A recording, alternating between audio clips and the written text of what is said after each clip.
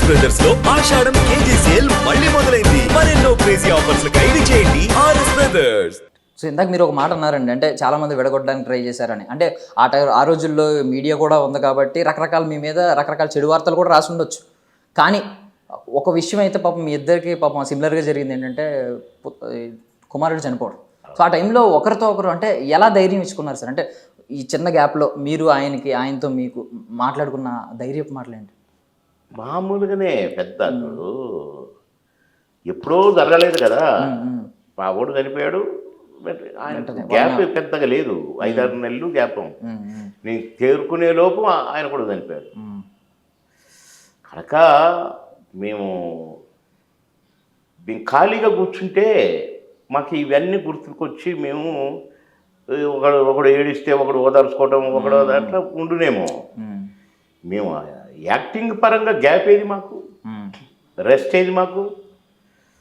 కనుక మేము ఎవరు బిజీగా ఉండేవాళ్ళం కాబట్టి మాకు జ్ఞాపకాలు, అయ్యో నా కొడుకుంటే ఇవన్నీ లేవు మాకు. దంచుడేనా అందులో మాది కాదుగా నటించేది, ఆ క్యారెక్టర్. మేము ఆ క్యారెక్టర్లో ఉండేది కనుక ఈ క్యారెక్టరుకు సంబంధించిన బాధలు, లోపాలు గత రాలేదు. బాబుమోహన్గా నేను అక్కడ ఉంటే వచ్చునేమో, నా ఇంటి గురించి తలంచుకుంటే వచ్చునేమో. కానీ నేను అంటగాదుగా ఆ క్యారెక్టర్ స్వభావం, ఆ క్యారెక్టర్ అక్కడ మంచోడా చెడ్డోడా, వాడిని గోతులు తీస్తున్నాడా, ఇక నీ చిక్కులు కలబెడుతున్నాడా, ఈయన గిచ్చుతున్నాడా, అందులో ఇమిడిపోయి ఉండటం వల్ల మా మనసు, మా ఈ దృష్టి మాకు మా ఇంటిది గుర్తురాలేదు.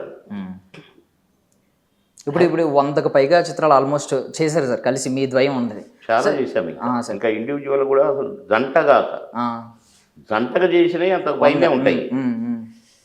జంట కాకుండా జనరల్గా అట్లా చేసినవి కూడా ఉన్నాయి చాలా.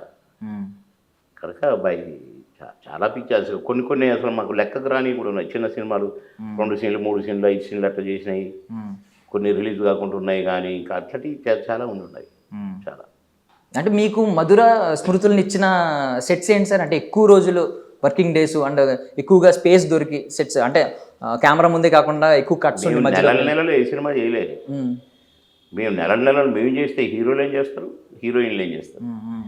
మా క్యారెక్టర్లు 10 రోజులు లేదా 12 రోజులు, ఎక్కువగా 3 రోజులు 2 రోజులు 5 రోజులు, 3 రోజులు 2 రోజులు 5 రోజులు, డమ్మ కొట్టాలి, అవతల పడాలి.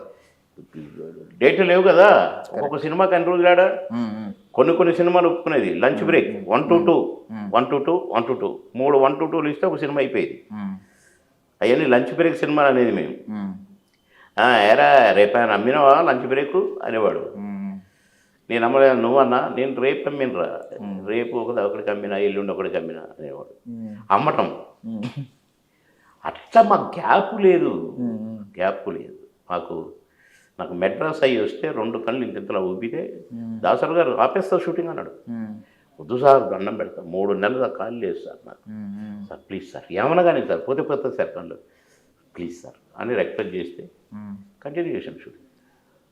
అంత బిజీ దేవుడిచ్చింది, మేం కాదు. కనుక దేవుడిచ్చింది కనుక ఏంటిది రెస్ట్ లేకుంటే ఏంటిది, మేము అస్సలు ఎవర్ గ్రెయిన్గా ఉండేది. పొద్దున్న లేస్తే అదే స్టామినా. మాకు ఎక్కడన్నా చూడు, మేము ముఖం మాడినట్టు లేక డీల పడ్డట్టో ఉండదు. ఏ సీన్ కూడా ఎక్కడ అలర్ట్, రెడీ, చాక్లెట్ ఇట్లుండేది. షార్ట్ కాపులు పడుకుంది, సార్ రెడీ సార్, క్లాతీ టచ్అప్ క్లాత్, అబ్బా డైలాగ్ ఏంటి, ఓకే ఓకే రెడీ అది లేచేది. Clap, action. ఇప్పుడు అరే ఓకేనా మళ్ళీ పడుకునేది కూర్చొని. ఇట్లా 16-17 సంవత్సరాలు 6 షిఫ్ట్లు పర్ డే. ఎట్లా చూసినామో మాకు తెలియదు. దేవుడు ఈ మమ్మల్ని ఆర్టిస్టులను చేసిన దేవుడు మాకు అంత స్టామినాను కూడా ఇచ్చాడు. ఏ రోగాల నొప్పులు రాకుండా చూశాడు, ఇంట్లో ఏమన్నా డిస్టర్బెన్సెస్ రాకుండా చూశారు. పిల్లలు చదువుకున్నారు, వాళ్ళ ఇంట్లో కోఆపరేట్ చేశారు, వాళ్ళు బాబు అసలు అడ్డం వచ్చేటోళ్ళు గారు, లేకుంటే బాగాని రాత్రేం బాబులు తమాషా అనలేదు. కనుక దంచుకుంటూ వెళ్ళిపోయినాం, దంచుతూనే ఉన్నాం, దంచుతూనే ఉంటాము. కాకపోతే నేను మినిస్టర్ అయిన ఆ టైం కొంచెం జంటకు గ్యాప్ వచ్చింది. ఈ లోపలనే కోటన్న హెల్త్ పాడైంది. ఆ గ్యాప్ రావటం వల్ల ఇప్పుడు లోటు తగ్గింది. అదే మేము సినిమాలు చేస్తుండే 4 సినిమాలు మిగిలిపోయింది, అప్పుడు ఉంటే ఇంకెక్కువ బాగుండేది. జంట గ్యాప్ వచ్చింది కనుక పెద్దగా కొంచెం మేము ఎవరి పనులు బిజీగా ఉన్నాం. ఆయన అనారోగ్యంగా బిజీగా బాధలు పడుతూ ఆయన ఉన్నాడు, నేను నా పరుగులలో నేను ఉండటం వల్ల ఇది బాధ ఎక్కువగా తెలియట్లా. కరెక్ట్, కొంచెం గ్యాప్ వచ్చింది. అదే ఒకే ఊరిలో ఉండి పక్క మంచాలు పడుకొని పక్క గదిలో పడుకొని పొద్దున్నే లేచి పండ్లు దోమకుంటే ఇద్దరం ఇంకేట్రా అనుకుంటా మొఖాలు కడిగేటప్పుడు కూడా ఏదో ఒకటి అనుకుంటూనే ఉండేది. అట్లయితే ఇంకా ఎక్కువ గ్యాప్ దేవుడు మాకు ఈ సినిమాలు గ్యాప్ అందుకే పెట్టిండేమో కదా. వీళ్ళు బాగా అడిక్ట్ అయి ఉన్నారు. ఈ టైంలో ఒకటి తీసుకుపోయి ఒకటి ఉంచితే న్యాయం కాదు. నేను వీళ్ళని ఇంత వాళ్ళని చేసి నేను హింసించడం, ఒకరిని తీసుకుపోవడం, ఒకరిని ఉంచి హింసించడం అనుకొని దేవుడు అనుకోని ఉంటాడు డెఫినెట్గా. అందుకనే గ్యాప్ ఇచ్చాడు, మాట్లాడిచ్చాడు, పడుకోబెట్టాడు, నన్ను పడుకోబెట్టాడటు, తీసుకుపోయాడు, పొద్దున్న లేచి చూసుకోమన్నాడు.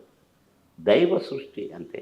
ఒక ప్రొడక్షన్ టైంలో కొంచెం టైం దొరికేదంట కదా సార్ ఇద్దరికి, అంటే భోజనం తినిపించేవారు ఆయన. మీకు ఏం ఇష్టపడితే ఏం తినేవారు సార్ ఎక్కువగా? ఏమి లేదు, ఏదుంటే అదే మాకు ఇష్టమైంది, మాకు నచ్చింది. ఆ టైం ఎక్కడిది? అసలు లంచ్ బ్రేక్లు అమ్మేవాళ్ళని చెప్పినా కదా, లంచ్ బ్రేక్ అయిపోగానే మళ్ళీ ఈ షూటింగ్లు ఉండాలి కదా. లంచ్ బ్రేక్లో ఆడికి పోవాలి కదా. ఒక డబ్బాలో కొంత కర్డ్ రైస్ కానీ అని ఆ సినిమా డ్రెస్ వేసుకునేది, వేసుకుని గబ గబ గబ గబ గబ గబ నీళ్ళరా అనే లోపల ఆ షూటింగ్ వచ్చేది, దిగేది, యాక్ట్ చేసేది, మళ్ళీ కూర్చునేది, మళ్ళీ ఈ గెటప్ తీసిపోతే ఇంకా ఆ గెటప్ వేసుకునేది, మళ్ళీ ఆడ దిగేది. ఇక మేము నచ్చిన కూర ఉందా, నచ్చిన ఇది ఉందా, చికెన్ కర్రీ ఉందా చూసుకునే టైమా లేదు. మేము ఎప్పుడు భోజనాన్ని అబ్బా అయ్యారు భలే తిన్నాం అని ఎప్పుడూ లేము. ఆకలి మన్నం తినటమే, పరుగులు తీయటమే. ఈ పరుగుల్లో ఏమి చేస్తానో మాకు తెలిసేది కాదు, ఏం చేసామో మాకు తెలిసేది కాదు. నిజంగా చెప్తున్నా, ప్రామిస్గా. అయిపోయిందా ఓరే ఏం చేసామో ఏమో అనుకుంటే అయిపోయింది. అట్లా ఎన్ని. Thank you so much sir, మీ విలువైన సమయాన్ని థ్యాంక్ యూ తమ్ముడు, thank you very much, very happy తమ్ముడు.